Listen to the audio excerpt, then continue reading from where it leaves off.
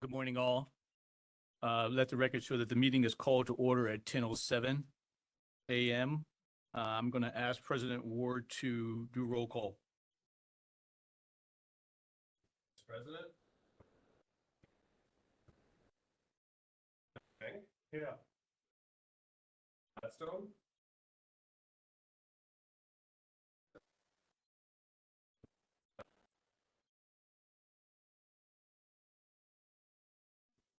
Let me try that again. Member Kanani? Yes.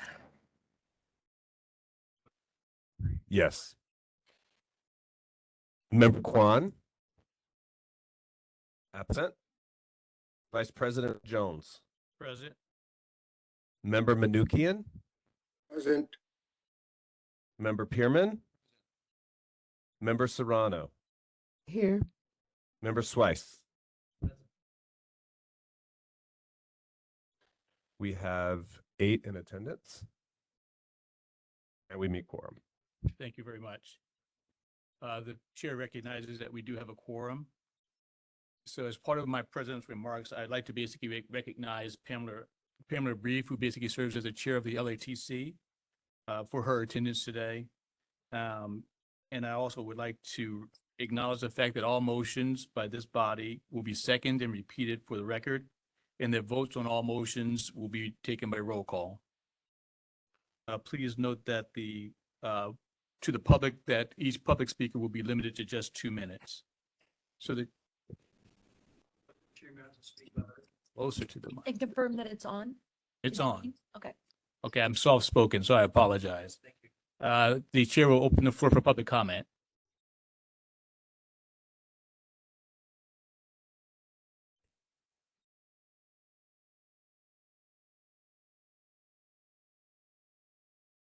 Mr. Chair, this is the Yes. moderator. Are you opening for public comment in the room or online first? Let's do it in the room and then we'll do online. Thank you for the distinction. Seeing none in the room, we'll open the floor, open the mic for public comment from the virtuals, please. All right, we are open for public comment via WebEx. If you'd like to make a comment, please raise a hand by tapping that hand button at the bottom of the screen. Dial-in users, dial *3 to raise a hand. And for our mobile device users, if you're having trouble finding that hand button, please click the ellipses button. That's the ... at the bottom of your screen. You'll need to cycle through one of 3 pages in order to find that hand. Public people speaking will be given 2 minutes to speak. Hopefully you will see a timer on your screen. I'll give you a 30-second warning by voice before your time expires. We're going to take a few more seconds to see if we have a request for public comment before continuing. If you would like to make a comment for items not on the agenda, now is the time.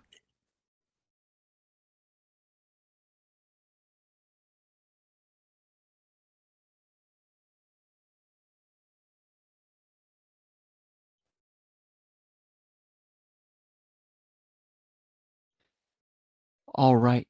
Seeing no request for public comment, would you like to continue with the agenda? Yes, sir. Thank you. Thank you, Mr. Moderator. So we will now move on to agenda item C. This is for public comments for items not on the agenda. Again, this is agenda item C, public comments for items not on the agenda. Note that the board may not discuss any actions or take any action on items raised during this public comment session, except to decide as to whether to refer the item to the board's next strategic planning session or to place the matter on the agenda for future board meetings. This is consistent with Government Code Section 11125 and 11125.7 subsection A. Mr. Moderator, we'll open the floor for public comment for items not on the agenda.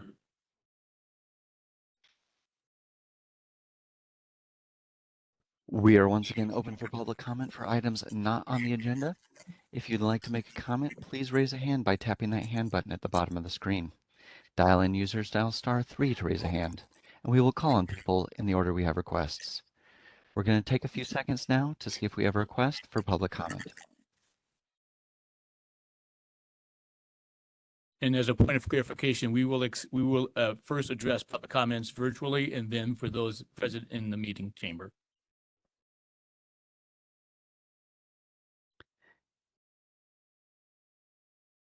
Seeing no request for public comment, do you wish to continue with the agenda? Yes, sir. Are there any public comments for attendees in present in the meeting chamber? Seeing none, Mr. Moderator, please close for public comment. Will do. We'll now go on to agenda item D, update from the Department of Consumer Affairs and Ms. Durantes.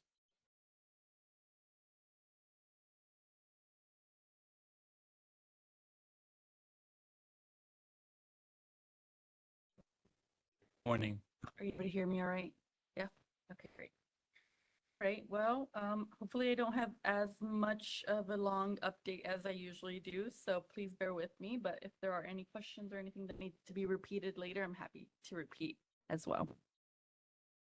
All right, I'm gonna go ahead and get started. Just a quick update on the revised 2024-2025 state budget proposal that was released on May 10th. Governor Newsom released a May revision of the proposed state budget that does reduce and stabilize spending following the COVID-19 pandemic. The budget proposal includes cuts of one-time spending by $19.1 billion and ongoing spending of $13.7 billion through 2025 and 2026. A nearly 8% cut to state operations and a targeted elimination of 10,000 vacant state positions. Once the state budget is finalized, DCA will share all information and guidance received from the Department of Finance. In the meantime, DCA boards and bureaus must continue to scrutinize expenditures and maximize cost savings, only authorizing expenditures that are mission critical and essential to operations and public services. Moving on to DCA connects with U.S. military families in terms of licensing resources. On May 29th, DCA hosted a live webinar to share information about licensing resources available to members of the military and their families. The webinar was held during Military Appreciation Month, and attendees were welcomed by Undersecretary Melinda Grant, who provided a demonstration of the Federal Professional License Portability and State Registration Portal by the Chief Information Officer, Jason Piccioni, and also had questions answered by executive officers and staff of boards of barbering cosmetology and physical therapy. The event concluded with remarks from Director Kirkmeyer, encouraging attendees to share the licensing resources with others and reiterating DCA's commitment to supporting the military community. The webinar was attended by individuals of the Army, Navy, Marine Corps, Air Force, and others who support the military community. An archive of the webinar will be available on DCA's military resource page for anyone that may want to either reference it or pass it along. Moving on to board member travel expense claim deadline. So this will probably be very relevant to you as today is June 6th. And so as the end of the fiscal year quickly approaches, we ask that you please submit all travel expense claims before June 7th, which is tomorrow. Claims submitted after this date will be processed. However, the State Controller's Office will not issue any payments until after July 5th. So that's about a month. All travel expenses and advances submitted for travel on or after July 1st will be processed for payment after the 2024-2025 budget is signed. So if you do have any additional questions in regard to that, I'm happy to pass along to point you to the right direction. Moving on to our board leadership and directors quarterly meeting on June 11th, DCA will meet with board presidents, vice presidents, and committee chairs as well as executive officers and bureau chiefs for the quarterly leadership meeting. And we do expect for Agency Secretary Moss to be in attendance and will be opening up the meeting. So we do hope that all board leaders can join us. Agenda items include updates from DCA on the state budget, information security, DEI activities, and an important presentation from the Office of Digital Innovation on plain language usage. Meeting invitation has been distributed to board leadership, and so if you have not received that invite, please do. Moving on to a reminder on scam alerts. DCA has learned of recent increases in scam alerts targeting licensees. And though the nature of the scam varies, they are very similar in that they are they do involve individuals falsely identifying themselves as board employees and telling the licensees that they are under investigation and at some point even gathering personal or financial information, as well as possibly even demanding payment. We just remind you to please be vigilant and do take any proactive actions that you may be able to take to provide licensees with tips to avoid these.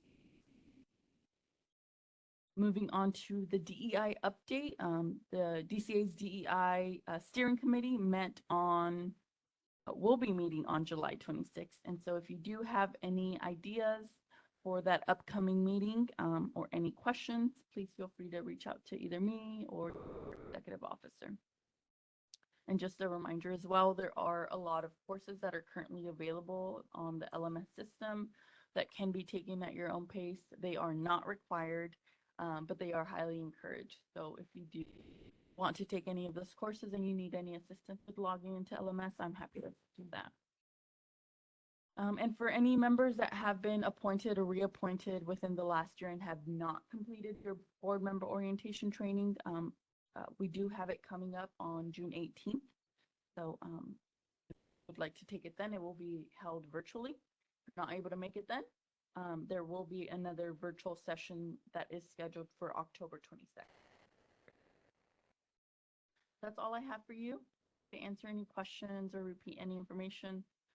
A lot of this information will also be found on the monthly DBR email that we send out to presidents and vice presidents, included in our next as well. Are there any questions? Please. Yes, we'll have one. Does the budget timing affect the planning for our next meeting at all for travel? When is your next? I believe it will be in September, August, September. Well, you'll have time by then. Okay. The budget usually is signed June 15th. Okay, thanks. So you'll have time and you'll receive guidance by then. Okay, thank you. Member Perlman. So you mentioned 8% budget cut, is that? So it's actually taken into account just post COVID-19. So there was a lot of changes that were made during the budget, a lot of tax as well. So there's the Department of Finance and a lot of people that are involved in analyzing the budget and the next budgets. So all of the impacts from COVID-19 have been taken into us, and So that means it would be proposed an 8%. Is that what you're saying? for the What next comparison? fiscal year. 2025. Well, I know that. I mean, what are we comparing the cut to is what I'm trying to get at. 8% cut versus the, It would be an 8% cut from this 1 year to it. So I'm going to ask Laura to kind of opine on how that impacts this body. Laura? Sure. We haven't seen the budget yet, obviously. I'm not sure that we're expecting an 8% cut in the board's budget, but we'll wait and see how DCA's budget comes out. Just as a reminder for members, DCA is a special fund entity, so we're all funded through our licensing fees. So hopefully that protects us a little bit from the general fund reductions that you see in the rest of government. But we do have a strict spending freeze right now, meaning that we need approval for any type of travel, really any type of purchasing. So we are being very conservative in our spending as we are directed to by the governor's office. And there will be more guidance and information once the budget is signed. Yeah, I think a lot of it still seems to be unknown. Yeah. There's been discussion of like a hiring freeze or not a hiring freeze, but of taking vacant positions. We're not sure how that would apply yet. Yeah. So we'll definitely get the board more information as it's available. We have lots of questions. Yeah, we have a lot of questions. So, this is just the initial, May revise. So that was at the beginning of the month of May. And so we'll be hearing more what the actual budget is. Therefore, we'll be providing additional guidance. Member Serrano? Thank you. I understand we are in the process of increasing our license of fees. Is that going to be impacted in this fiscal year or next? The board adopted regulations that took effect last year to increase our renewal fee. So we do have, the board did at the last meeting approve a new suggested fee schedule. And so we're asking for that to be amended into our sunset bill, which is SB 1452. But the fees wouldn't take effect anytime soon. It would give the board authority to promulgate regulations in the future when we need it. But at this point, our fund condition is stable so that we don't anticipate the need for a fee increase within the immediate future. In that bill, there could be a few fees that would be adjusted just to bring them up to what the costs are, like the reciprocity application. But overall, no fee increases are planned for the immediate future.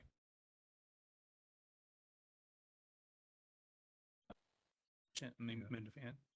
General question, if you have answer, if not, it's okay. How generally a budget cut is applied throughout the DCA? Is uniformly, certain percentage on every board, or there's a certain way of? Yeah. So, there's DCA, the department, and then within it, there's the boards.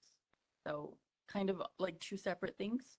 So we will be assessing like what is impacting the department itself.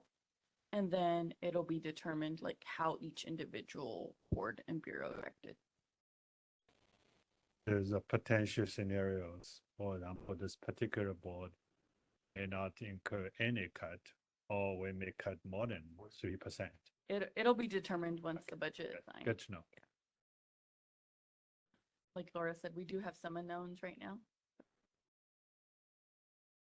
Thank you. Moderator, I'd like to open the floor for comment. Again, we'll start with online comments first and then open up floor for those who are in attendance physically. We are now open for public comment on WebEx. If you'd like to make a comment on the DCA update, please raise a hand by tapping that hand button at the bottom of the screen. Dial-in users, dial *3 to raise a hand. And for our mobile device users, if you're having trouble finding that hand button, please hit the ellipses button. That's the ... at the bottom of your screen, and cycle through one of 3 pages to find that hand button. We're going to take a few more seconds now to see if we have a request for public comment. Mr. President, it does look like there's a member who has a comment, so if we could take that one first. Yes, please. Thank you.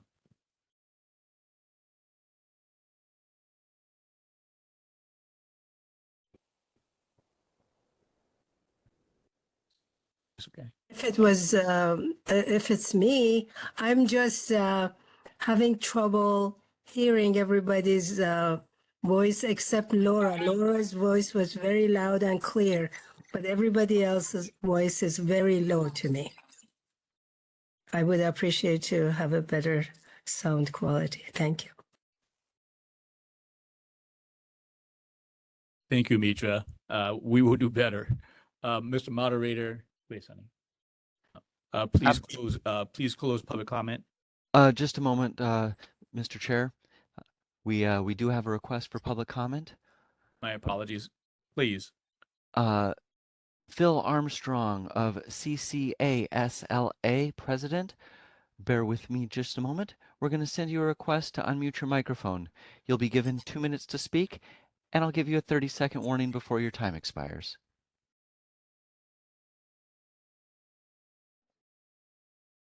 Good morning, Mr. Chairman, and good morning, staff members. I just wanted to second that comment that If people in the hearing room could still please speak into their microphones. We're having a very hard time online hearing all the dialogue questions.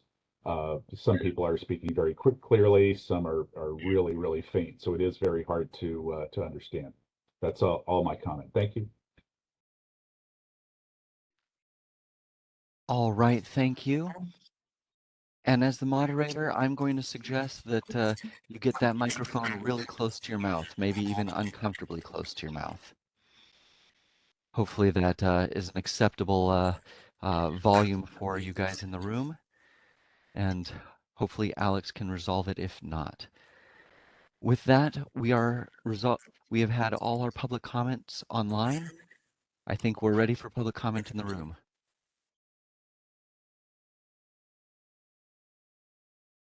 Seeing none, we'll close public comment.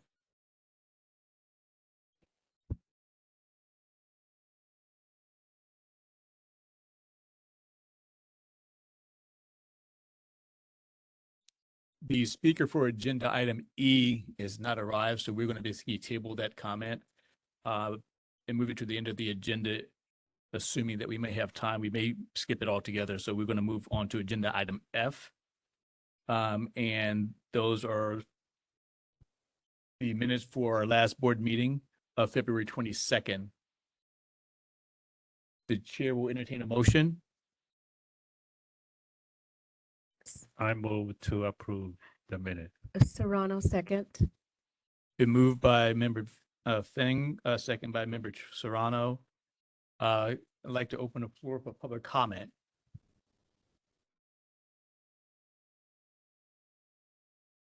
So, Mr. Moderator, please open public comment virtually first, and then we'll open the floor here. We are open for public comment on the motion. If you'd like to make a comment, please raise a hand by tapping that hand button at the bottom of the screen. Dial-in users dial *3 to raise a hand, and we will call on people in the order we have requests. And if we have feedback about microphone volume for people in the room, that would be appreciated also. We're going to take a few more seconds to see if we have a request for public comment.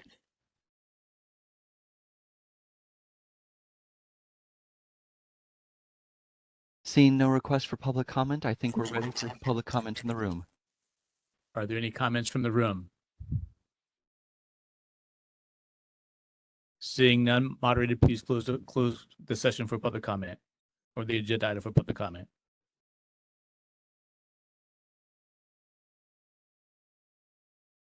President Ward, please take roll. Please call for the vote. Okay, I'll call for the vote. Member Ward, yes. Member Feng. Member Gladstone, absent. Member Kanani. I would like to say yes, although I was absent. I read it thoroughly. Thank you. Except some typos. They're all good. Thank you. Member Kwan, absent. Member Jones. Yes. Member Manukian. Yes. Member Pearman. Member Serrano. Yes. Member Swice. Yes.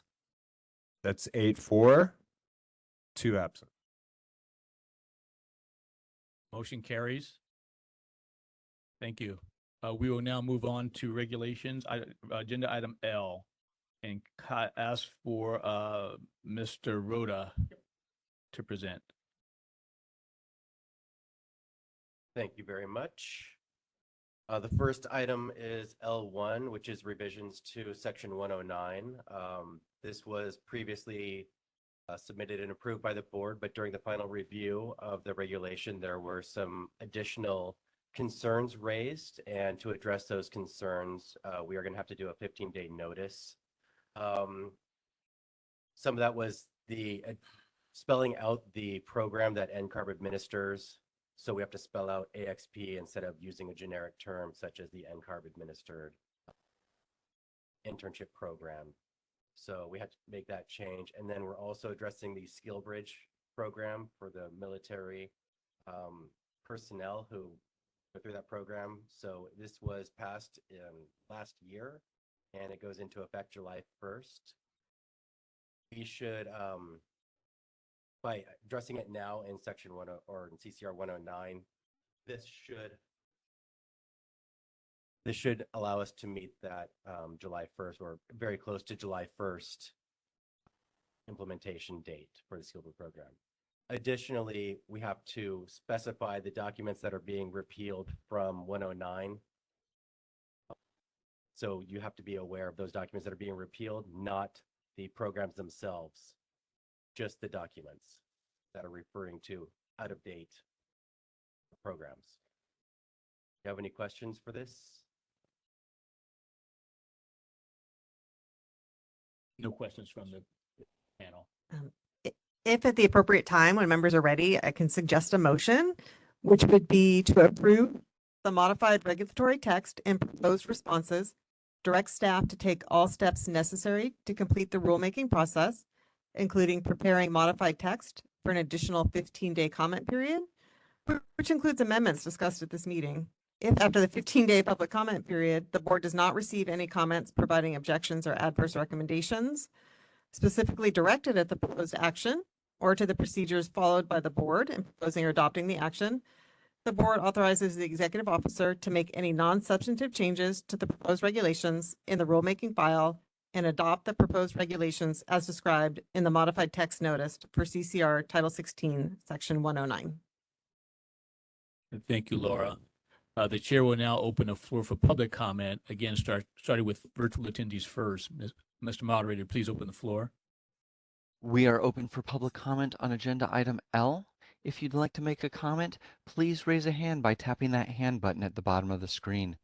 Dial-in users dial *3 to raise a hand, and we will call on people in the order we have requests. And I've received a note for the people in the hearing room. People in the back of the hearing room may be having trouble hearing you as well, so I would suggest projecting a little bit louder in order to reach the people within the room. Looking around, I see no request for public comment online. I think we're ready for public comment in the room. Are there any public comments from the room?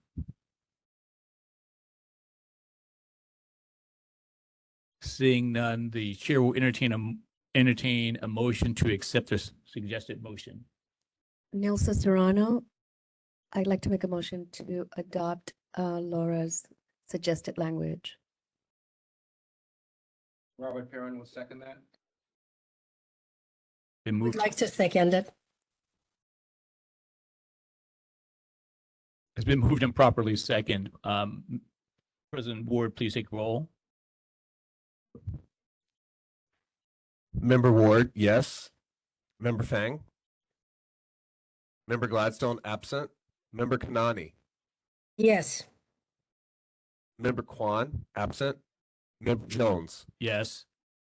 Member Manukian? Yes. Member Pearman? Yes. Member Serrano? Yes. Member Swice? Yes. Motion passes 8-0-2 absent. Thank you. We'll now move on to agenda item L2. This again is a regulatory item dealing with CCR section 117, the board's experience evaluation chart. The comment period for this package closed on June 4th, just a couple days ago. There were no comments received, which is good news. However, part of the changes that I did make on this regulatory, we'll have to undo. Similar to section 109, I have to specify AXP as the program that we are reviewing for credit. And then additionally, we are giving a minimum amount of credit for AXP completion. So this will not, hinder our candidates in any way once they've completed AXP. And for this, I'm going to have to do a 15-day notice. So I'm bringing it back to you for review and your approval for the 15-day notice. Do you have any questions for me on this?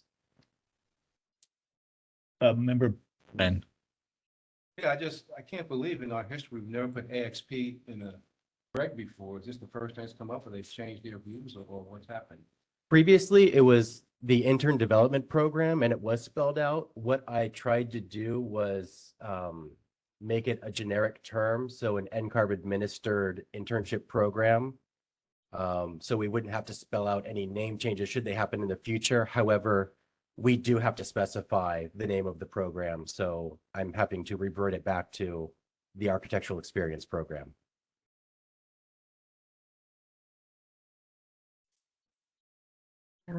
If at the appropriate time, anyone would like to make a motion, I would suggest that it read as approve the modified regulatory text in proposed responses, direct staff to take all steps necessary to complete the rulemaking process, including preparing modified text for an additional 15-day comment period.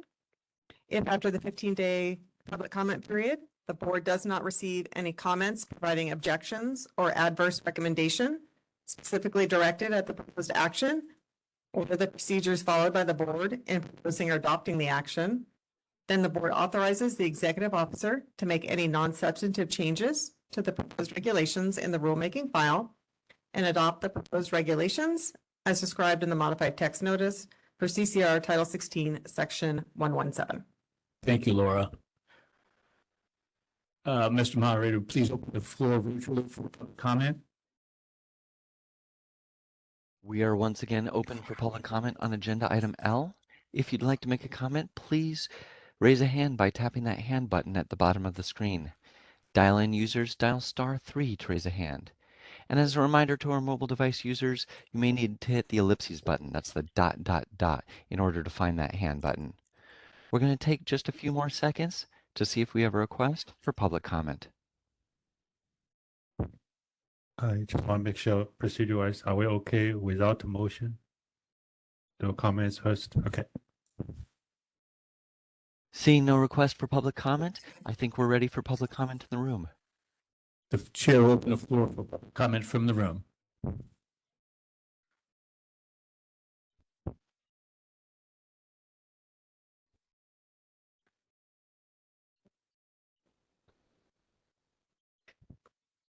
I'll just be quick. Thank you, Mr. President, Mr. Vice President, and members. Scott, on behalf of the American Institute of Architects, just wanted to thank you for advancing this important regulation, which we believe streamlines the process and provides clarity for those who are on the path to licensure.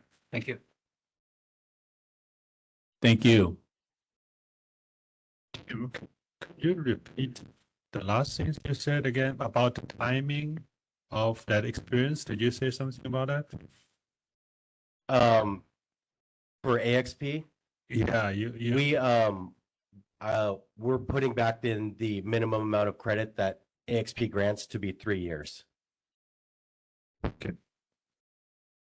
Thank you for the clarification. Member Serrano. I'd like to make a motion to adopt the language proposed by staff. I second that motion, Tian Feng. Been a motion to adopt the suggested language proposed by Member Serrano and seconded by Member Feng. Vice President Ward, please take roll, please. Member Ward, yes. Member Fang? Yes. Member Gladstone, absent. Member Kanani?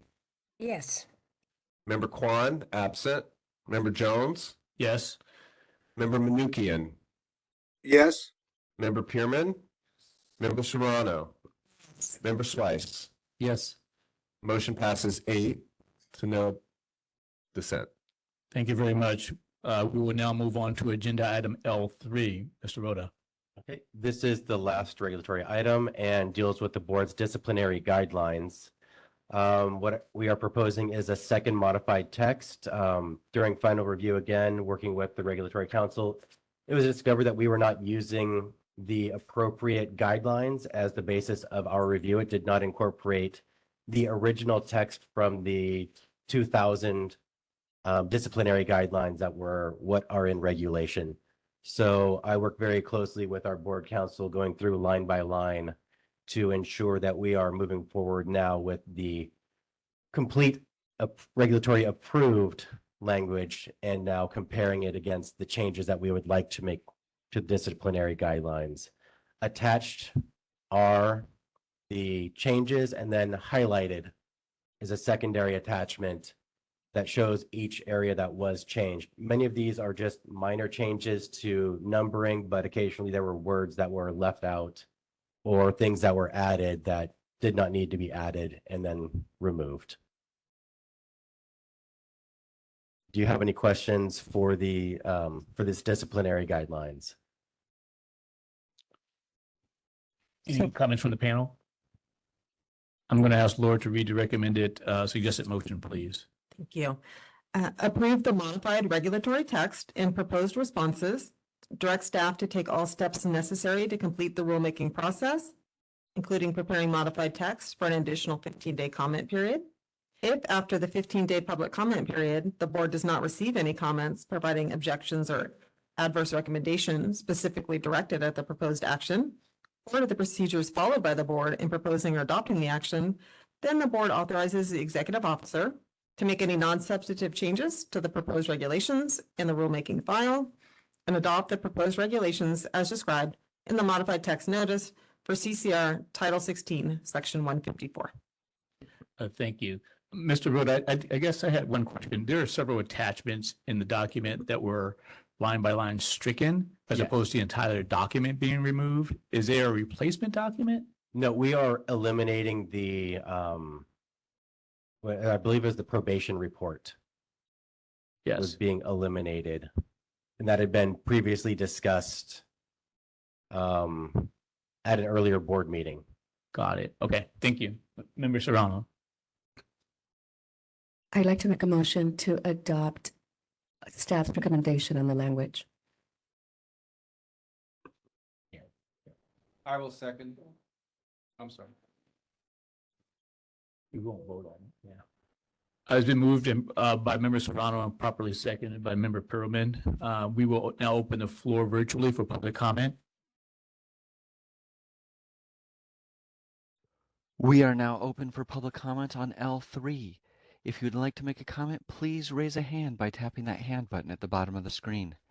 Dial-in users dial *3 to raise a hand, and we will call on people in the order we have requests. We're going to take just a few seconds now to see if we have a request for public comment.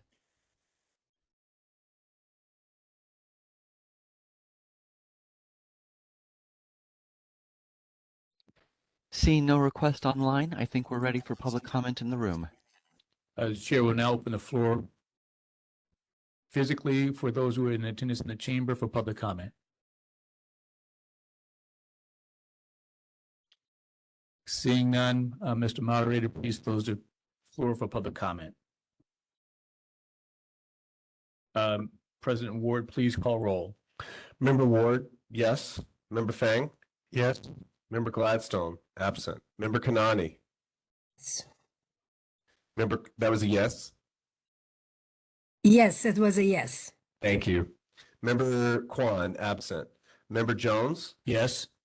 Member Manukian, yes, Member Pearman, Yes. Member Serrano, Yes. Member Swice. Yes. Motion passes 8-0, 2 absent. Thank you, Mr. Rhoda. Thank you.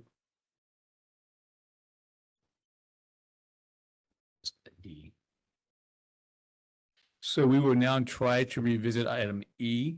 Agenda item E. Is Mr. Rubel present? Please come forward.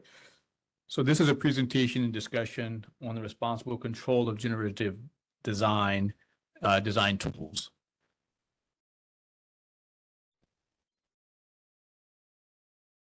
Thank Floor you. is yours. President Ward, fellow members of the board, Ms. Zuniga, thank you for taking the time. I assume you have the presentations in front of me or in front of you. I have it on. I was told that. It's also displaying on the virtual Okay. meeting. Right. I don't have it, but I presented it.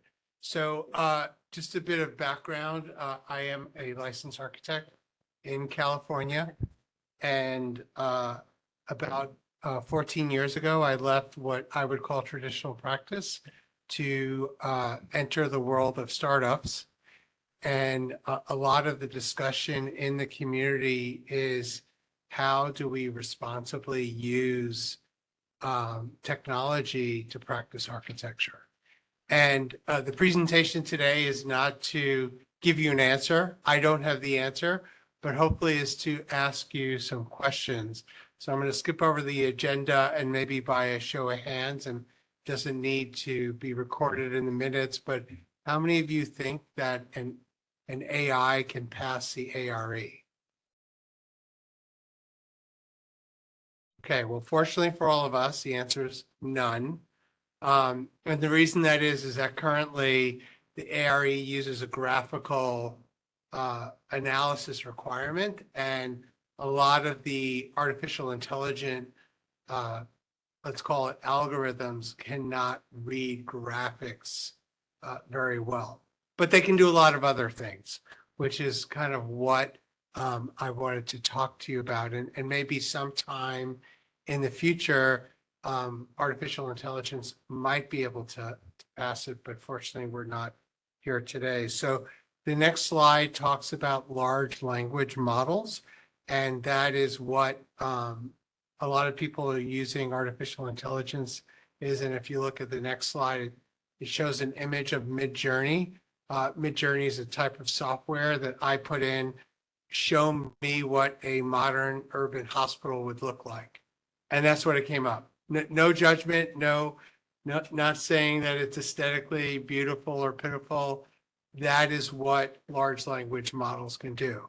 And I'm not saying that that should be a disciplinary action for the board. I'm just saying this is what some of the tools can do. So then I plugged into ChatGPT, which is a artificial intelligence tool, asking it, can a large language model be an architect? And the answer was figuratively yes. So there is this kind of presumptive being that a artificial intelligence can act as an architect. And again, I'm not saying this to be a fearmonger or to be afraid of technology, but just making you aware that this is some of the technology that's out there. I then asked it, how would you design a hospital? And it gave me a list, and I don't expect any of you to read all of it. And it gave some fairly conceptual rules as to what might be needed as a healthcare architect, which is my background. And then the next slide would be, how do I design an MRI, magnetic resonant imaging suite? And again, it gave more detail, but again, not specific on how to replace, quote unquote, what an architect does. The next slide shows an image of a software tool called Upcodes. Upcodes is a really good tool that some of you may be aware of that allows you to access the building code on your laptop. And it is a good tool, and it functions as a large language model. So if we kind of park that, and I need to look at I'm going by memory here, where we are with the slides. We're next going to be talking about generative tools.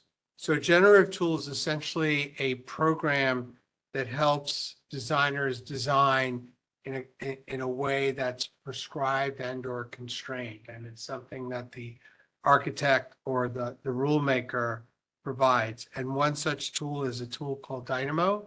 Dynamo has been used for quite some time. And that would be perfect. Thank you so much.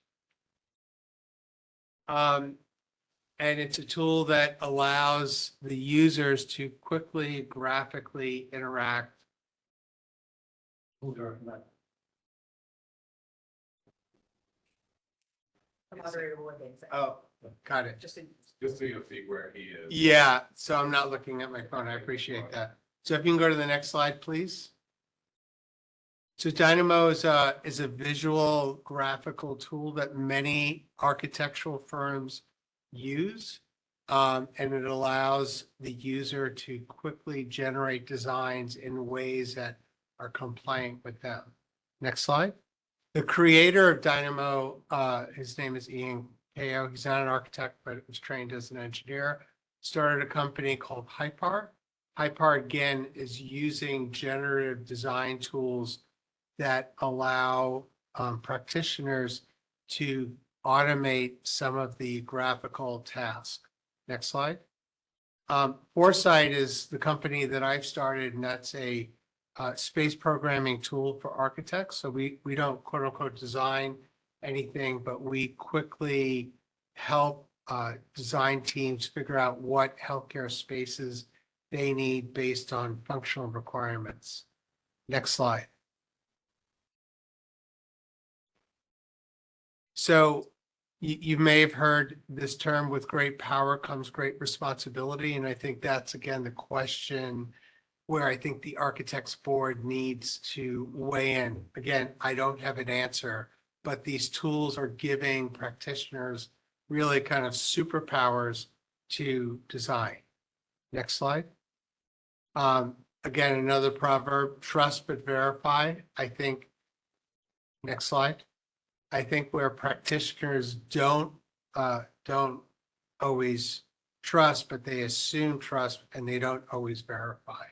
And if I were to suggest anything for the Practice Act, it's language that makes sure that practitioners that use these automation tools, they can trust the tool, but they have to verify. And I think, again, from my humble opinion as a practitioner, that's where the Practice Act needs to play in. Next slide. So where does the Practice Act fit in? That's for all of you to decide. I'm not here advocating any one section or any one act. Next slide. There's a concept of what we call human plus machine. So we're always going to be here. We've been here since the start of humanity. We're not going anywhere, but these machines can help us do our jobs better. So again, what I'm suggesting that the board consider is, how do we adopt this human plus machine mentality? Next slide. So there are risks, and I think that's for the board to determine what are the risks. And this is some research that I did. There's what's called algorithmic bias. So the person who's writing the algorithm has bias. There's privacy breaches, malicious misuse, which isn't probably too much of an issue for architects, but then regulatory compliance is probably the biggest one. Next slide. So where could the board go from here? And again, these are just humble suggestions.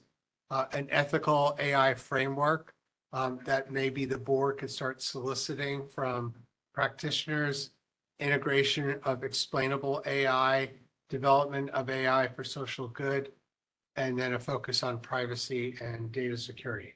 Next slide. So those are my initial thoughts. I'd love to hear back. This was supposed to be kind of more of an open forum and a dialogue to promote questions. And the last thing that I'll say is, California is always the bellwether state and a trendsetter, and none of the other boards of architecture are really talking about these design tools. And I really think it's an opportunity for the board to really put a stake in the sand and kind of indicate what's best for the practice of architecture. So that's all that I have to say. Thank you, Mr. Rebel. The chair will recognize the panel for comments or questions. Member Serrano. I appreciate what AI has to offer to make life a little easier. I am a big advocate of protecting humans' jobs. So I'd like to ask Laura to put this on the agenda for us to discuss further and maybe create a subcommittee to start the conversation of figuring out what AI and how it's going to affect the practice of architecture in a more in-depth way. Sure, we'll follow the board's direction. We can either refer to one of the existing committees, or if members want to volunteer, we could create a subcommittee as well, whatever you'd like to do. The president could make that decision.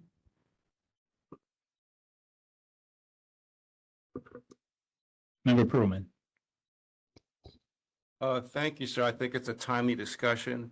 I do echo what Mr. Serrano said. I think we should aggressively look at how we can engage the profession in discussing the ramifications of it, whether it requires regulation by us at some point may be required, but I think we do have to take the lead in the discussion.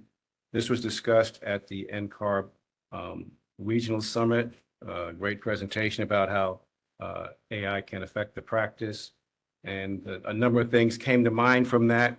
You know, if architects decide to use it and can presumably maybe save money for the customer if they use AI for part of their design work, do they need the consumer to agree to that, allow the use of it and recognize that in return for some fee trade-off? This issue of how you design the standard of care and what's reasonable. Can you rely on AI in part? And if the AI program screws up or has ghosts, is that still a reasonable reliance? Is that negligence on the part of the architect to have used it at all? And then what about the unauthorized practice? You know, we saw a demonstration that, you know, a realtor could use these design programs in trying to figure out a sales pitch, potential lessors or buyers of property, say this might be how you could use the property, this is how you could redesign the building. And they can put very attractive looking designs of how they might build a 3-story office with balconies and a garden roof without using an architect. Is that the unauthorized practice of an architect by the realtor to put that in his brochure? So I think it's a big issue and that we should be leaders in the California discussion, not just react to it. Any other questions or comments from the panel? It appears as though there's a comment from one of the panelists online.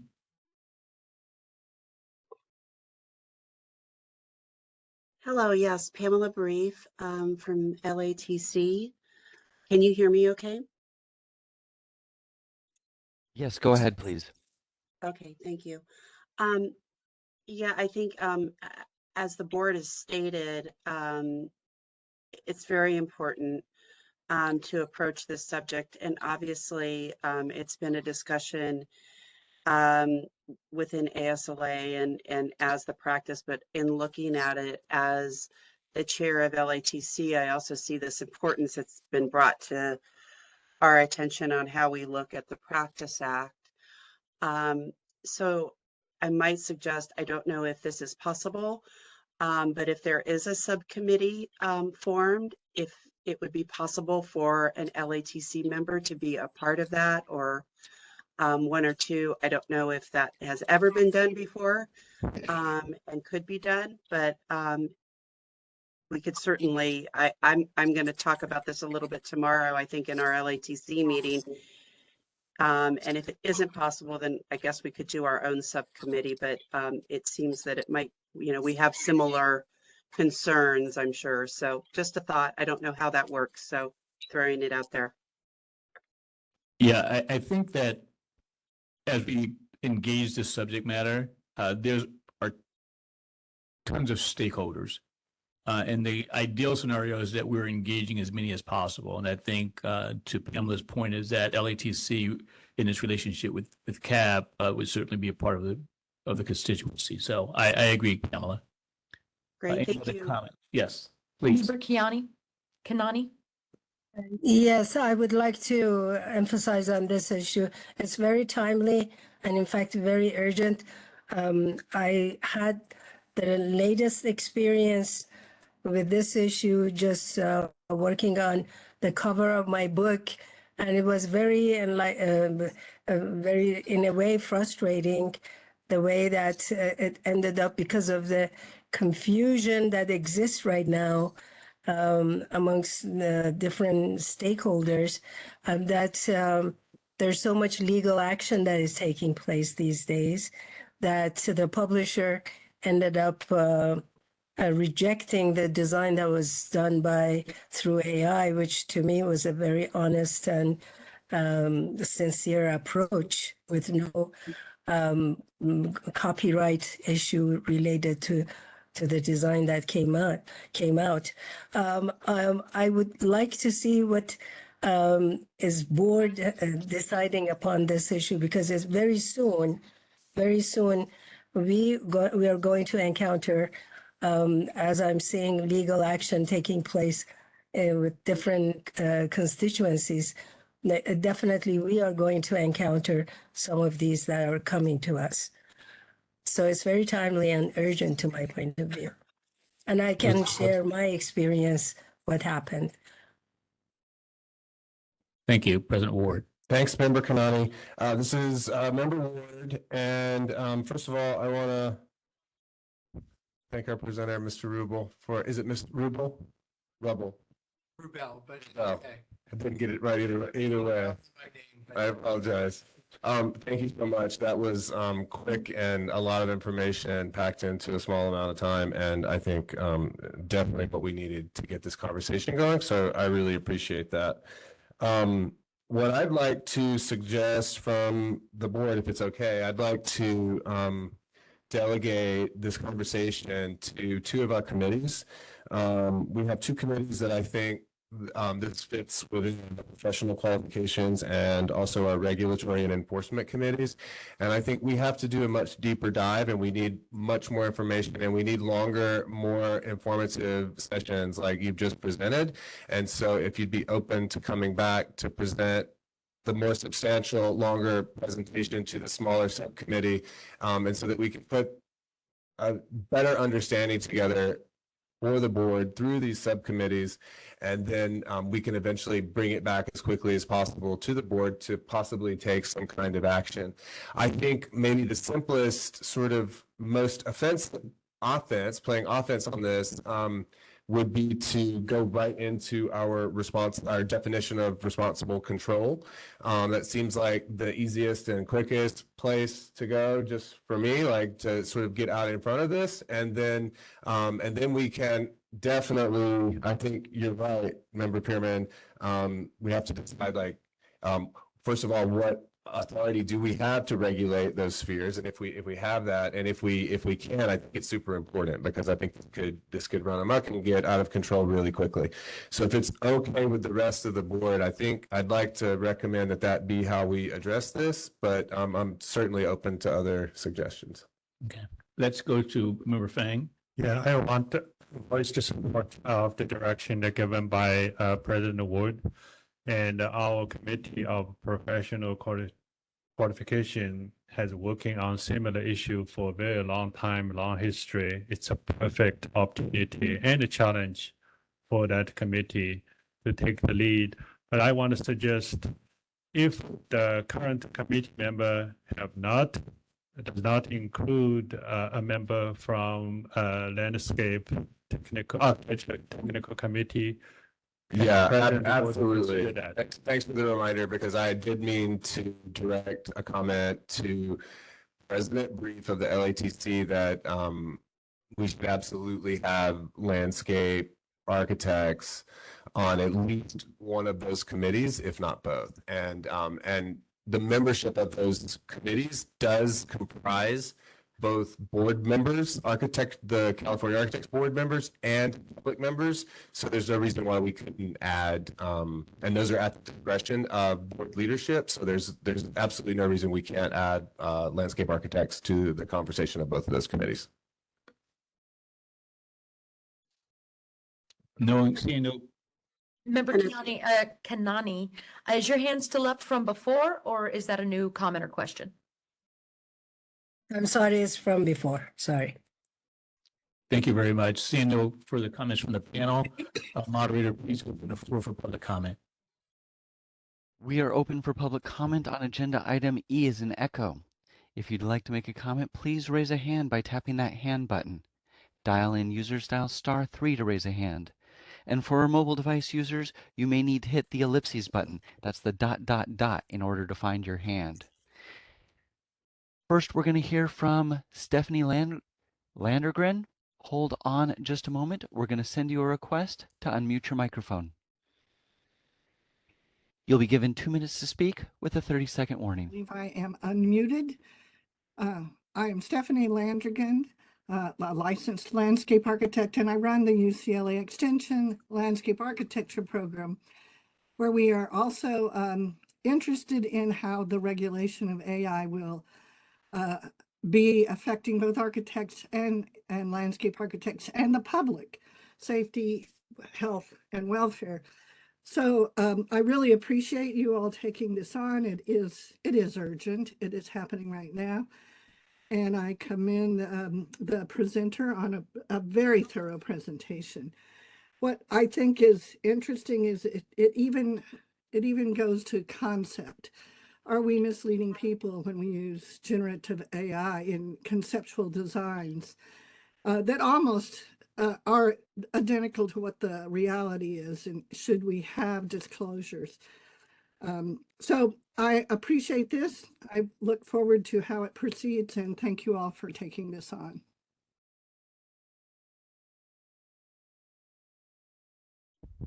Thank you. Looking around, that was our only request for public comment. I think we're ready for public. Wait, I spoke too soon. Phil Armstrong from CCASLA president. Hold on, we're going to send you a request to unmute your microphone. Good morning, Chairman and board members. I just wanted to second Ms. Landrigan's comments. CCASLA represents most of the licensed landscape architects in the state of California, and we are very concerned about this technology, that it needs to have a layer of regulation or at least transparency on design. And I just wanted to echo and reinforce one of the board members' comments about promoting human designers over virtual designers and AI. So I applaud the board's recommendation to study this further and to create a framework moving forward. This technology can bring about some changes and certainly paradigm shifts. As a landscape architect in practice for over 35 years, I've seen the industry change, certainly addressing the vagaries of climate change, droughts, and how we design irrigation systems, how we create green schoolyards and drought resistant and sustainable landscapes. So again, I just wanted to add my voice to this chorus that this technology should be used, but with a modicum of caution. I thank you very much.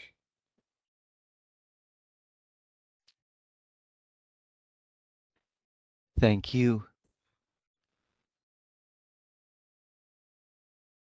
And now I think we are finished with comments online and ready for comments in the room. Thank you. We will recognize any comments in the chamber.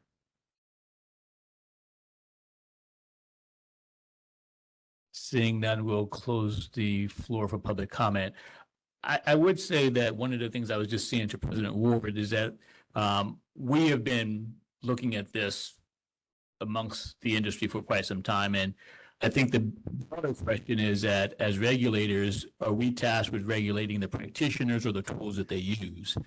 And so that's where this becomes a bigger challenge, is that there are industry leaders in the space that we serve that provide us with software that are pushing forward in this area very aggressively. And so as we engage in these conversations, I think we would be remiss if we did not have those folks in the room with us as we have this conversation. So I think it's a great time to have the conversation. Thank you very much.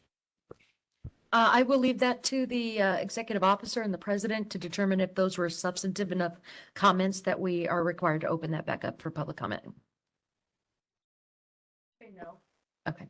I mean, it's always a good time for public comment, but okay. Thank you. Good point. I was sort of out of order, I think is your point. Can I just add one thing to? So just as a point of clarification, the question was, once we basically re-engage in discourse, we were then required to open it up for public comment again, and I have no objection to that. So please, and then once you're done, we'll open it back up for that purpose. Thank you. So I think the most important thing is protecting the consumer, and it's the outcome of how the practitioner practices and what tools they are. So I brought this up as a practitioner because I'm worried about my clients. And I think the board is also worried about their clients. I believe you were worried about your clients. I just wanted to kind of tease that out as an important kind of, that is our goal. Absolutely. I agree with that. I think that's why at the heart of this is what is responsible control in the era of AI, and that's why I think we should jump right to a new definition for responsible control. Again, as chair, we'll open the floor back for public comment, and we'll start with virtual, please. We are once again open for public comment. If you'd like to make a comment, please raise a hand by tapping that hand button at the bottom of the screen. Dial-in users dial *3 to raise a hand. And as a reminder to our mobile device users, you may need to hit the ellipses button, that's the ... in order to find your hand. We're going to hear from Stephanie Landrigan again. Hold on just a moment. We're sending you a request to unmute your microphone. Thank you, Chair and members. Your name pronunciation is correct. Stephanie Landrigan, licensed landscape architect, director of the UCLA Extension Landscape Architecture Programs. I appreciate the fact that we are focusing on health, safety, and welfare of the public, and I think misrepresentation can happen under this, and that is also not just part of the responsible control. It's part of some of the ethical elements that are within the Practice Act. So I am happy to hear that, because I think sometimes protecting the practitioner versus protecting the public becomes a hard decision and a difficult one to make. So thank you for taking that point of view, and I feel in support of what you all are doing.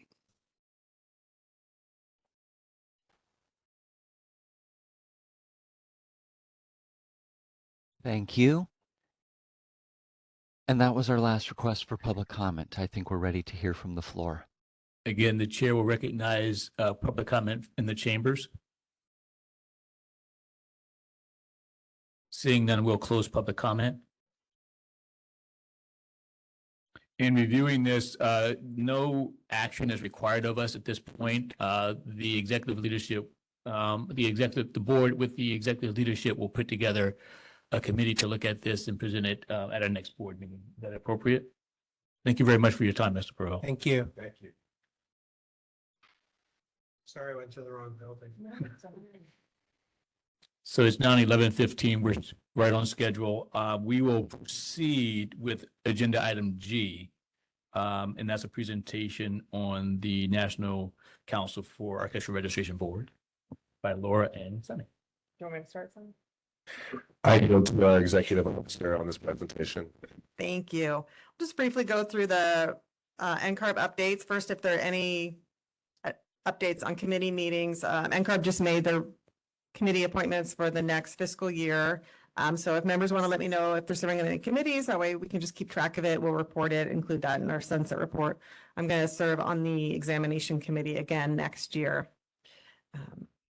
So then we have the items for the upcoming NCARB annual business meeting. The agenda and the materials are in the packet. So if you have any questions on the agenda, otherwise there are candidates for the 2024 Board of Directors.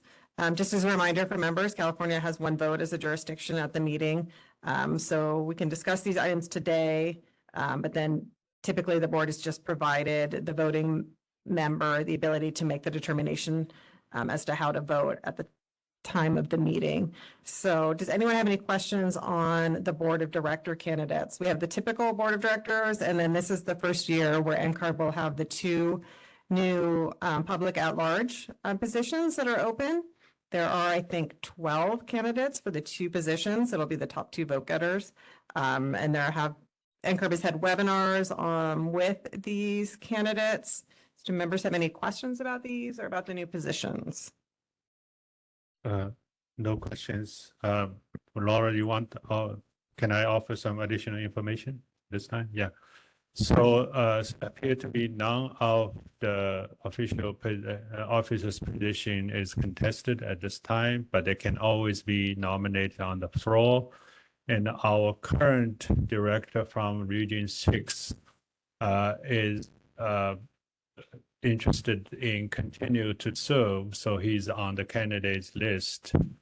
And I just want our board to know that he is diligent, have bring a good voice to the region. Is from our neighbor state, from our western state, Washington. So we will intend to support his candidacy.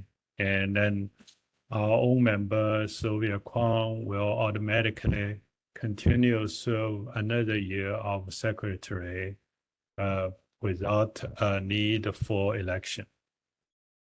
Thank you. Yes, with the changes to the structure of the board of directors, the secretary and treasurer positions are combined. So I think Sylvia transitions into that. So NCARB is lucky to have her continued service.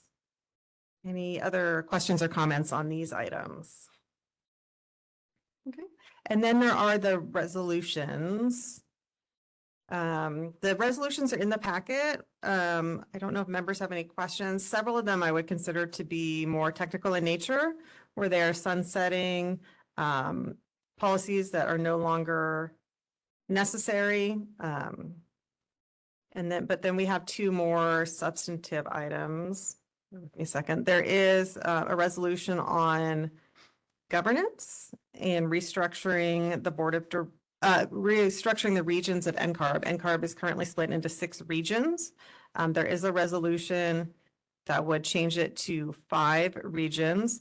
This has generated a lot of discussion amongst the members of NCARB. I don't know if any members here, it doesn't make a significant change to our region, which is region 6. We lose 1 member, but it makes more changes to regions 1 and 2, I believe. Any members have any questions?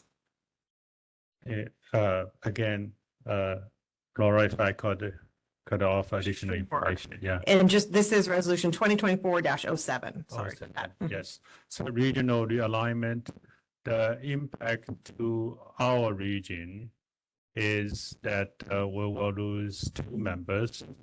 It will have both financial implication to our region because less board members, less contributions. We also have some concerns about the nature of this realignment, but I want to put that comment until that our president and vice president and our executive director think we should engage a deep conversation on this resolution. But there are many voices. I think it's good for our overall members to hear it if needed to be, but we can also delegate our final voting to the official delegations to the meeting.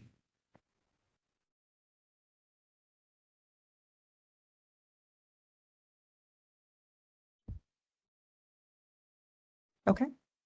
Any other discussion on this one or comments from the members? No? Okay. Oh, thank you. Mr. Rama. You have a comment? Mitra? Go ahead, Mitra. Yes, I was just, I'm wondering, knowing that the realignment of the regions is John Baker's baby, would it be appropriate that we invite him to one of the sessions to present what he was thinking related to this realignment? Too late. I don't Too think late? it's time to too do late? that before, because this will be up at the, for vote before the members of NCARB later this month. I'm sorry, I didn't hear. What was it? This is going to go before the membership of NCARB later this month at the annual business meeting for a vote. So I don't think there will be time for us to have another session to discuss it with John or them. But if this motion doesn't carry or if it continues forward into discussions next year, we could certainly look at doing that. I'm going to go Ms. Serrano and then President Ward. Thank you. I just like to make a motion to give the power to those attending, including our president, to listen to all the candidates, even those that get written in that day, so that we make a informed decision and we don't take any votes up today on these people. Thank you. If Neota's motion can be considered, I will second it. Well, a motion is on the floor, moved and properly second. I'm sorry, what happened? Mr. Honor made a motion to allow the voting member for California, for our jurisdiction, to make the determination of how California is going to vote. Okay. I don't know that we need a vote. Yeah, I on don't that. know that we need Okay. a motion or vote. Yeah. Okay, thank you. Yes, please. So, Member Kanani, I just wanted to also clarify that there's a longer history than the current NCARB administration to this. Yes. Couple years back, it was a reduction from 6 regions to 4. That was controversial. And between that attempt and this attempt, we had the addition of our DEI committee at NCARB. The conversation has become much more complicated, and it's at this point not crystal clear the motives behind the reduction from now 6 to 5. And so it's a much more complicated issue. And I think maybe the current proposal that's up to 5 is maybe just the leadership at NCARB is considering it the easiest possible version of their previous attempt to reduce this to 4. So it's much more complicated, and but those of us that have been attending the meetings are very much up in the information. I'm not sure we know exactly how to proceed, but things are moving very quickly, and as we get to the meeting next week, we'll be sure to communicate what happens. Thank you. So I want to thank President Wood's clarification and additional information. The confusing is the intent of that resolution is keep evolving. The latest one is listed here in your package with 3 main reasons for this realignment. So one is more parity in terms of number of member boards in each region. 2 is reduce the disparity of board members in each region, which is to redundant to the previous one. And the 3rd is maintaining small group discussions and relationship building. And these are some of the findings as a justification. So that also deviates from the early discussions of promoting diversity on the leadership at the national board and so forth. So and as a part of last year's DEI committee I served on, and this year's policy committee I served on, I got, even as a member of both committee, I get the same feelings that it appeared to be the intent is a lack of clarity, and our thinking as one of the large member of the Region 6, we should be very careful. I think as important as this board, we should vote something that has a clear objective and ensure that objective aligns with our board. And at this stage, this resolution have not meet these 2 tests. President Ward. Thanks, Member Fang. I agree with all of what you say. My only pause and hesitancy as we move forward with the decision on this is California is hugely underrepresented at NCARB. We have 1 vote, and our current Region 6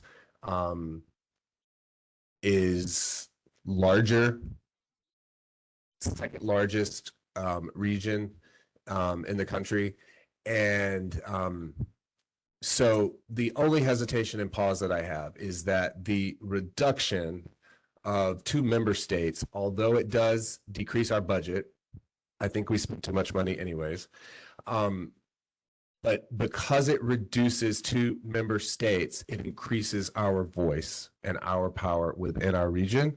So within our region. Now, at the national level, because there's 1 fewer committee, it does that as well. So, and I'm also very pro opening up for non-architects and public members on and non-pathway generated candidates through the committees on the national board. So that's my hesitancy. I totally agree with everything that you say. I wish that we were at a place where it was a clearer, that we've landed here in a little bit clearer, but that's my pause and my hesitation. And I think you're right to stop and pull back and reconsider whether we support this or not. But on that flip side of that, I'm excited to finally have a larger voice, and I think we need to go and push for even a larger voice. Like we're the largest state, we have the most candidates, we have the largest population, but we have 1 vote in a national organization of 55 states. We have an equal vote to some jurisdictions that don't even have registered architects in their jurisdictions. It's wild. So there's a huge parity issue, and I'll go down fighting it anyway.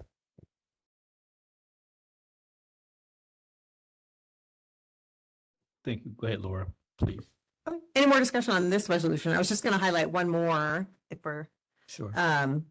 which is resolution 2024-04. I skipped over this one. This is a bylaws amendment as well. It updates the certificate requirements for serving on the NCAR Board of Directors.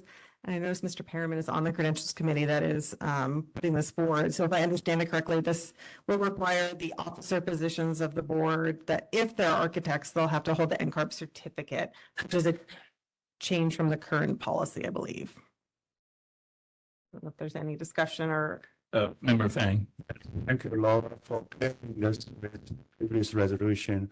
This one clearly align with our board's value and policy.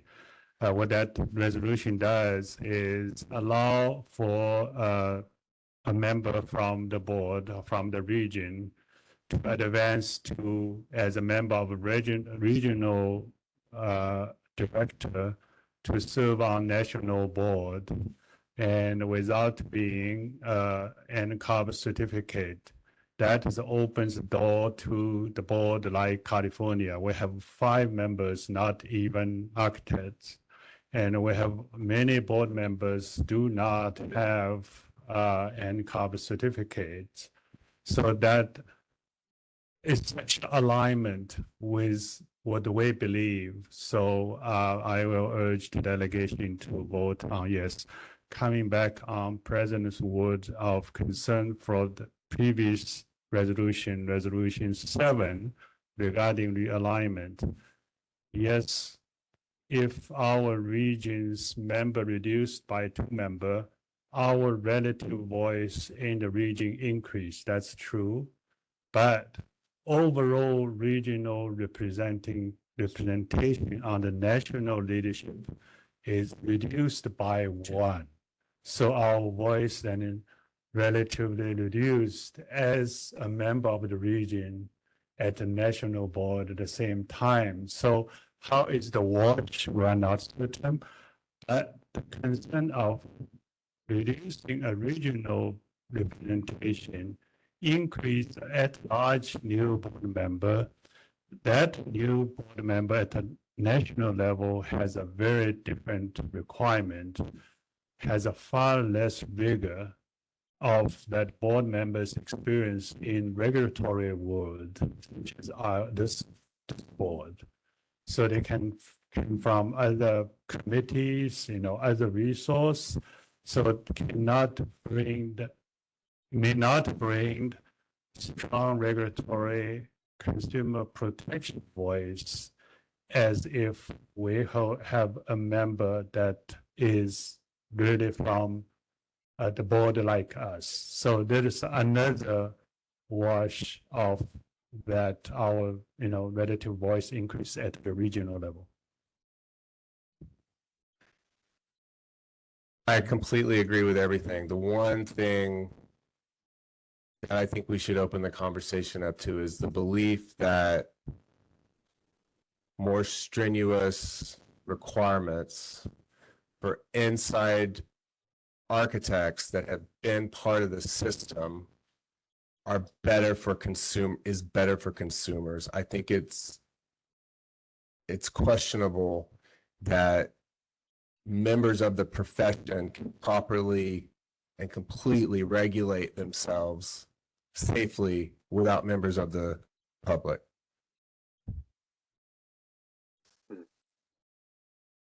Laura? Lots of good discussion. Any more comments on the resolution? Or any questions? Cool. Open it for public comment? The chair will ask the moderator to open it up for virtual public comment, please. We are open for public comment on agenda item G. If you'd like to make a comment, please raise a hand by tapping that hand button at the bottom of the screen. Dial in users, dial *3 to raise a hand. And as a reminder to our mobile device users, you may need to hit the ellipses button, that's the ... in order to find your hand button. We're going to take just a few seconds now to see if we have a request for public comment.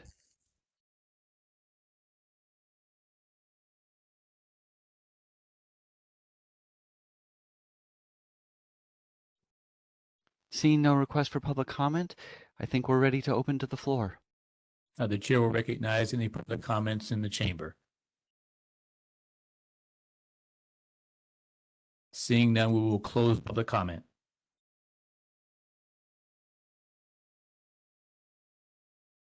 So we will move on to agenda item H. That's legislative update by Laura. Thank you. This will just be a quick update. We just have one item on the agenda. Although it's an important one. This is SB 1452 by Senator Ashby. It's the board's and LATC's sunset extension bill. So this is a follow-up to the sunset review hearing we had earlier this year. So this time the bill contains a sunset extension for the programs. It makes a few other minor changes.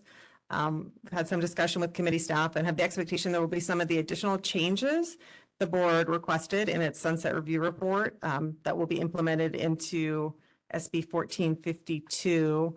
But when that is amended, I'll send it out to the board members so they're aware. But do members have any questions on this item? It's currently in the Assembly Business and Professions Committee. It passed out of the Senate, and then we'll have a hearing later this summer.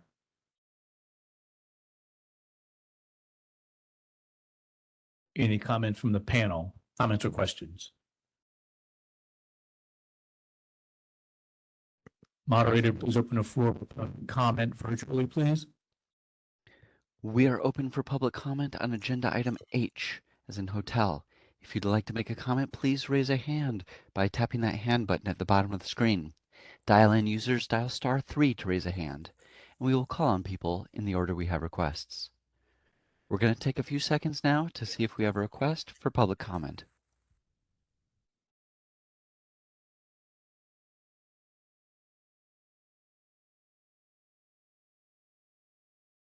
Seeing no request for public comment, I think we're ready to open up for in-person comment. The chair will recognize any public comment in the chamber. Seeing none. Ms. Brief, please. Hello, Pamela Brief from LATC. So as far as this bill goes, do we have any knowledge to date what we're anticipating on this? I don't have specific information in my packet, so just that is my question. I would expect some of the more technical changes that the board requested in its sunset review report for both the board and LATC to be included. Off the top of my head, it was information like collecting the email address from candidates. We're changing the renewal cycle for architect licenses. to make it a 2-year license. Those are the main ones that I can recall. They're not anticipating any more significant changes. Does that answer your question? Yes, it does. Thank So you. they'll be extending the CAB and LATC. Yeah, my expectation at this point is that both CAB and LATC will be extended. Okay, thank you. Thank you.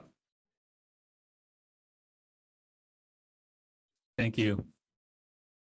We will now close that agenda item and move on to agenda item I, which are committee report updates, and we will start with LATC and Ms. McDaniels. Hi, can you hear me well enough? Yes. Okay, great, excellent. So hi, I'm Dr. Kimberly McDaniel, and I am the LATC Program Manager. And I'd just like to share a few items in terms of our, we had a meeting on March 22nd, and we had a budget update from DCA. The fund balance is stable and expected to increase each year. The current fund projections will be included in our meeting packet and posted we have a meeting tomorrow. So you can see the current fund projections in the packet that's posted tomorrow. During the meeting, we also received an update on the board's Sunset Extension Bill, SB 1452, which we just heard about from President Zuniga. The committee members did discuss the review hearing, the Sunset Review hearing, and the related recommendations provided by the legislature at that point in time. This item is also on the agenda for our LATC meeting tomorrow. And then finally, LATC continues to meet by WebEx teleconference in accordance with the Bagley-Keene Opening Meeting Act. This allows advisory bodies to meet remotely and results in travel cost savings for LATC.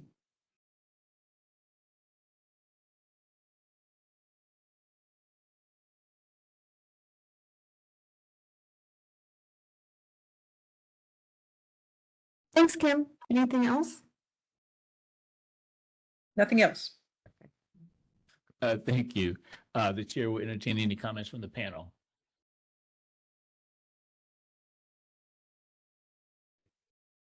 I would also like to open the floor to Ms. Brief as the chair of LATC for any comments or questions. Thank you, Pamela Brief, LATC. I have no comments or questions at this time. We may have more information. Usually we meet prior to CAB. It's a little off sequence this time, so we will have more perhaps to share after tomorrow's meeting instead of presenting at CAB. Since there'll be such a long time, we might put something in writing if there's anything we feel necessary to report other than what Kim has already mentioned.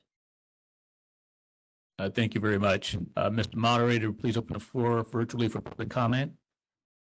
We are open for public comment on agenda item I as in indigo. If you'd like to make a comment, please raise a hand by tapping that hand button at the bottom of the screen. Dial-in users dial *3 to raise a hand, and we will call on people in the order we have requests. And it looks like our first request is going to come from Tracy Morgan Hollingworth. Hold on just a moment. We're going to send you a request to unmute your microphone.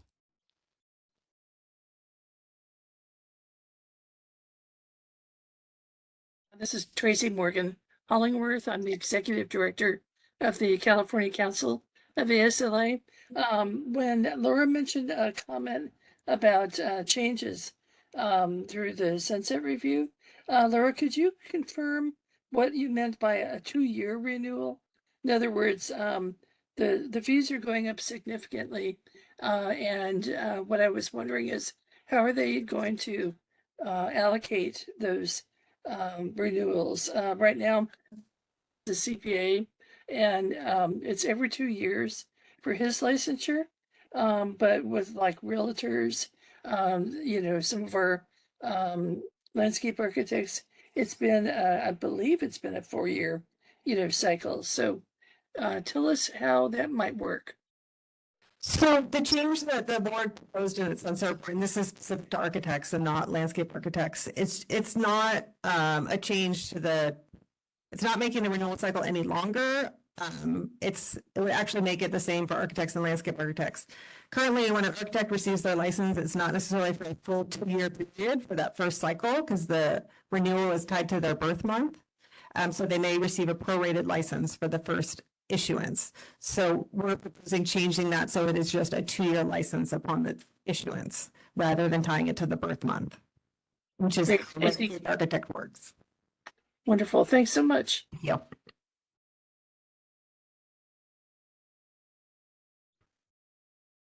Next, we're going to hear from Phil Armstrong, CCASLA President. Hold on just a moment. We're going to send you a request to unmute your microphone. Good morning again, Chairman and board members. Phil Armstrong, President of CCASLA. A question for Ms. McDaniel. This might be more astute for the LATC meeting tomorrow, but do you have, with the recent fee increase of 75% to licensees, do you have any fee projections over the next year or 2 years as to solvency of or funding for LATC? Yes, we do have that information and I'm getting some feedback, so we have that information and it's online in the LATC packet for tomorrow. It has projections. And as mentioned, the fund looks fairly stable. All right. Thank you very much. I'll look at that packet. I appreciate it.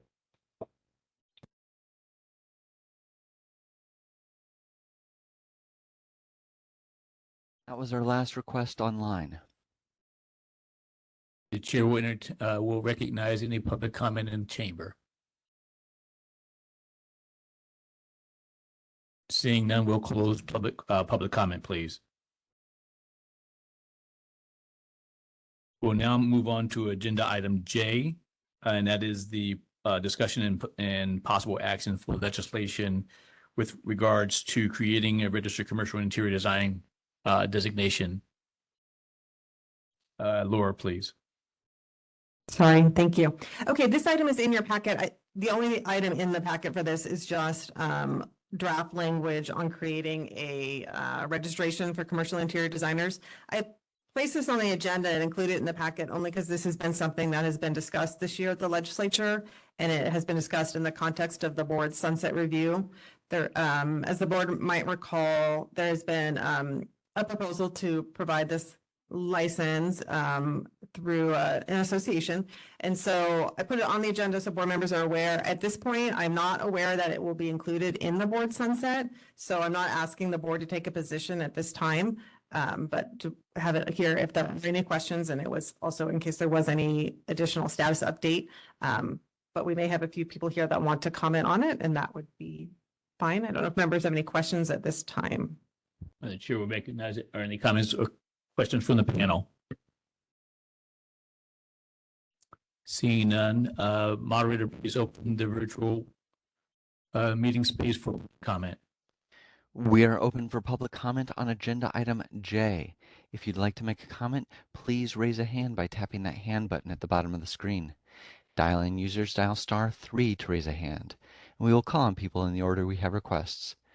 As a reminder to our mobile device users, if you're having trouble finding that hand button, you may need to hit the ellipses button. That's the ... in order to find that hand. We're going to take just a few more seconds to see if we have a request for public comment.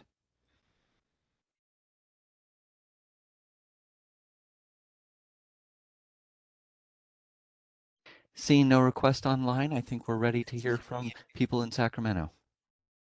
The chair will recognize any public comment in the chamber.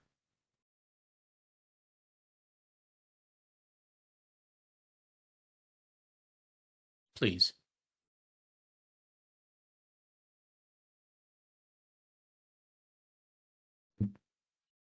Hi, can you hear me okay? Yes. Hi, my name's Ellen Brittingham. I'm here on behalf of the International Interior Design Association. We represent commercial interior designers, supporting a membership of about more than 1,500 individuals across the state. First, just want to thank the board for their comments during Sunset Review on the commercial interior design issue.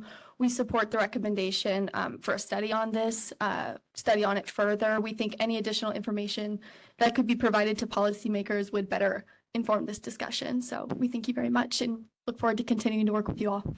Thank you.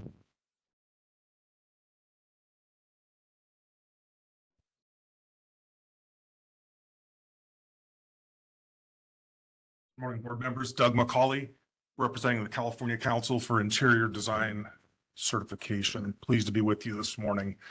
Just a few facts that I'd like to share to give some background. One, in California, we already have a credentialing, a certification body for interior designers. It's specified in the Business and Professions Code. That's the organization that I represent. And then also some really important history. There have been 3 separate efforts to license interior designers. The last 2 took place when I was at the board as your executive officer, and they both died in the legislature. The initial effort in 1999 was vetoed by the governor. And I think you see that it's not part of the Sunset Report, as Laura alluded to, for one reason. It's a very foundational reason. Administrations and the legislature over the years have firmly embraced a policy that there's one reason and one reason only to regulate a profession. And that's if you have a measurable threat to the public health, safety, and welfare. We simply don't have that with interior design. That's why, for example, the council has received 3 complaints over the last 4 years, the last reporting cycle for Sunset Review.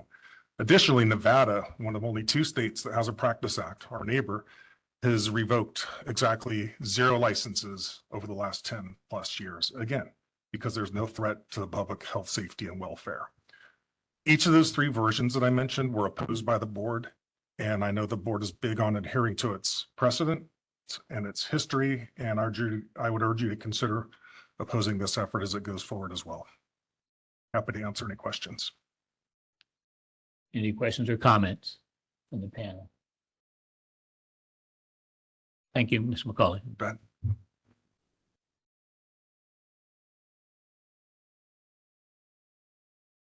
Thank you, Mr. President and members.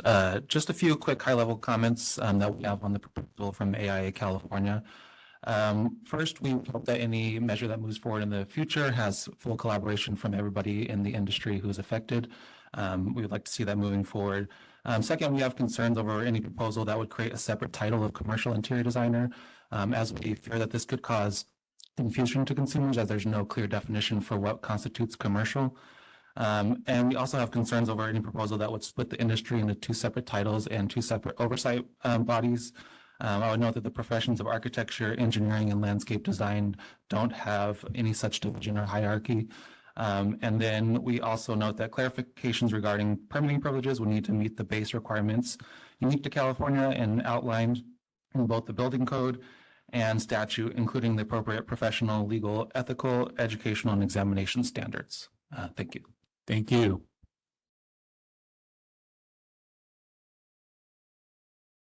Any questions or comments from the panel? Mr. Berman. Yeah, so Laura, do we have specific direction? Did the Sunset Report say we had to do something? Do we just monitor this legislation like we would otherwise? Or is there some informal guidance you feel that you've got from us to at least continue the discussions about this? Yes, I would say the board has any formal direction in a Sunset Report or from the legislature to, I guess, take this on at this time. I think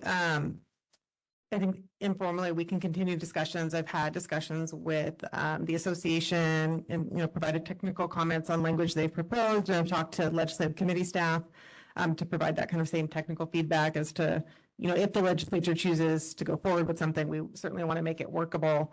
But I think that is sufficient for now. I don't think the board needs to take a formal position, but would leave it up to the board if they want to do that. Member Fang.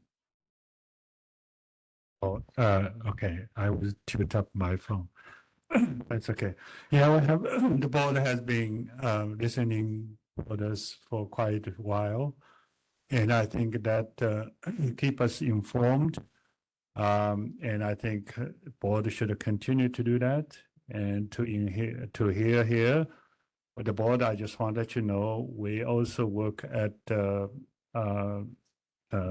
national level, and we are listening all these similar issues at national level also. So as we're listening, we really keep in mind that our goal is consumer protection, and we will listen very objectively. Thank you.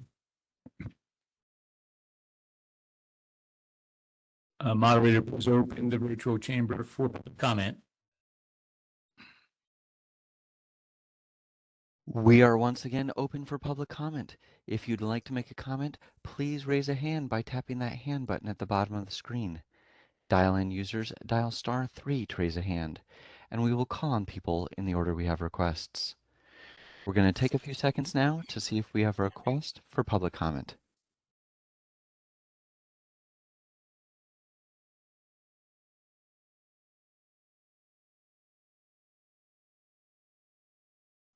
Seeing no request online, I think we're ready for a request in Sacramento. The chair would recognize any comments from the floor. Seeing none, we will close the discussion for public comment. I thank you very much. And we will now go on to the executive officer's report. Laura? Thank you. All right, this is item K. I'll just run through the highlights. Let's see, LATC is they met March 22nd by teleconference, but then are meeting again tomorrow.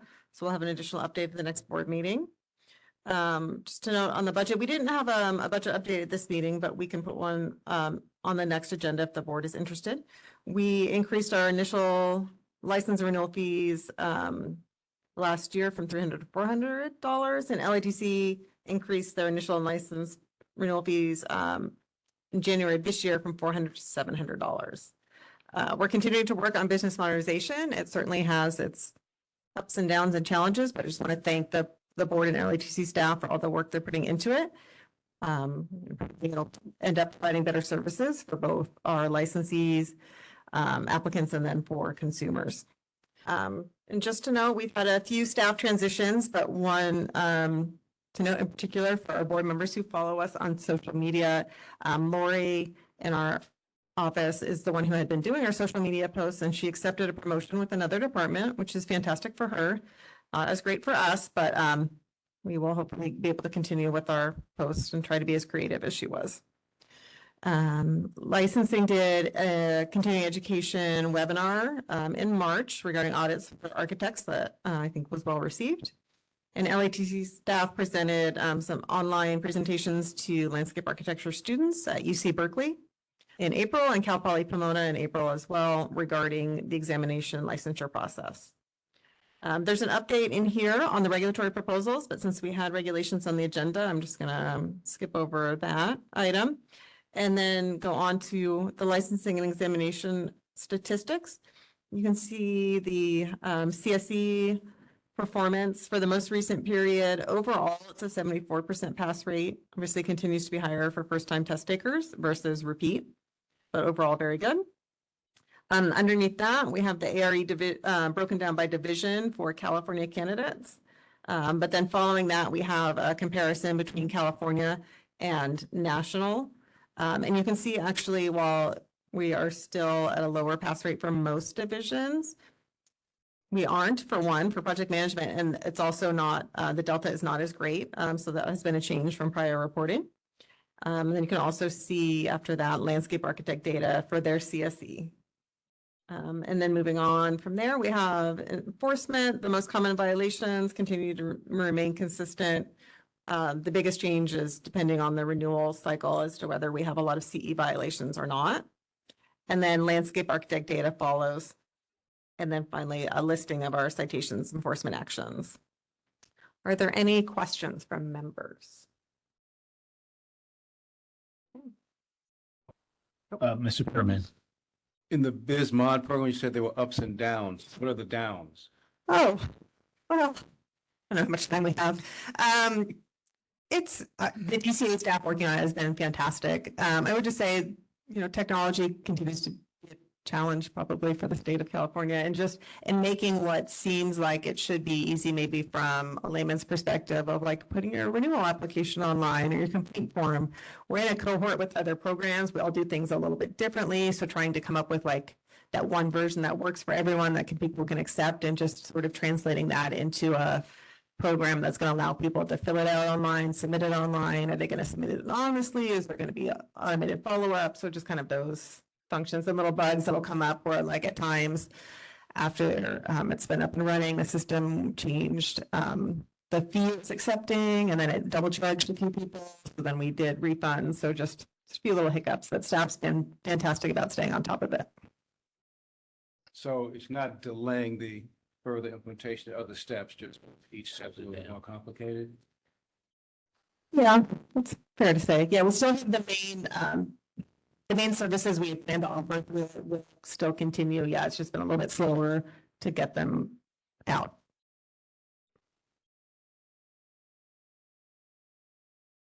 Any comments from the panel virtually? You see anything there, Drew? Moderator, please open the virtual chamber for public comment, please. Can I ask a question? This is Mitra. Please. Yes, Laura, you mentioned something related to, if I heard it correctly, ARE in California in general is the results are lower than other states. Am I right? Did I hear it correctly? When we look at what California's pass rate is for candidates who list California as their jurisdiction versus looking at the pass rate for candidates nationwide, California candidates are typically lower in every division. So has been any research conducted related to this? This is a very important matter. If a state is falling below the national level, what is it that is causing this? So we've had this discussion many times since I've been at the board, and I would say we've tried to do some research into it. We discussed it with the department's Office of Professional Examination Services, who are the psychometricians. And really what it comes down to is that we can't identify one particular factor, but certainly we think contributing to it is that California has multiple pathways to licensure. So we have maybe more people coming in that are not the typical candidates for licensure, so they may be preparing a little bit differently. But I think what Focus has told us in the past, so you look at whether the exam as a whole is a valid measurement for minimum level of competency and entry level for licensure, and really the board can't control what that pass rate ends up being. So as long as the exam is valid, there's not maybe much for the board to do. It's also worth noting that the deficiency isn't huge. We're talking 3 to 5%. It So definitely has improved. At times it's been close to like double digits in some of these divisions. it is. So we are seeing progress. Yeah. Member Fang. Yes. I didn't ask, but I can speak. But because I've been here, long enough, that conversation proceeding to Laura's leadership and during the Doug's leadership. I think every time we talk about this, we're coming back on two facts. I still think the two facts is related. One is we'll have a large turnout. We have lots of applicants and go take the exams. And, the California population is, we have such a diverse background in every possible way. And then our multiple paths, our eligibilities are always very, how do we say, encouraging and diverse, and that lead to some of the candidate may be less invested in some educations than compared with other state. So I actually don't not necessarily see this a negative trend as long as that our actual, the performance on the data from our regulatory and enforcement is doing well. I think we are continuing protecting our consumers and have more people, more diverse background candidates taking exam, maybe fail at the first time, it is not necessarily a warning sign to me personally.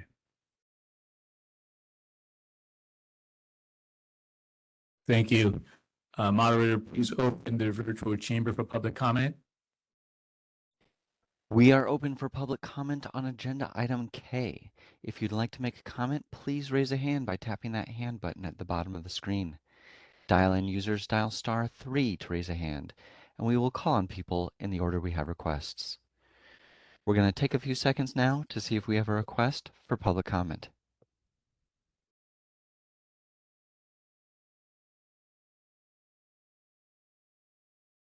Seeing no request online, I think we're ready to hear from people in Sacramento. Thank you. The chair will now recognize any speakers for comment in the chamber.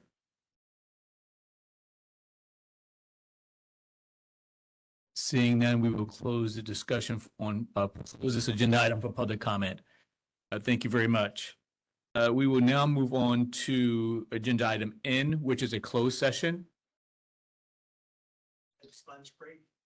So we're gonna take closed lunch break. Fair. Closed meeting during lunch break because we can release everyone. Any reason that we can't do that? They can come back after we're done at the end. Yeah, I've got that. We take over. If I can just add, the only other thing on the agenda that we didn't cover is a review of future meeting dates. Item M, there's actually not a whole lot. LATC's meeting tomorrow. We have a September meeting date that may fluctuate if we look at having a meeting in San Francisco. So immediately after this, we'll start working with our members, helping us find a location there. And I will send an update to board members within the next week. So thank you. Thank you, Laura. And so you guys got me. Just into it during the public because we're going to private session. Okay, thank you. And so again, we're gonna, and I think it should be noted is that because our last agenda item is in closed session, the meeting will be formally adjourned after closed session with no further public discourse. So thank you again for your time and have a good afternoon.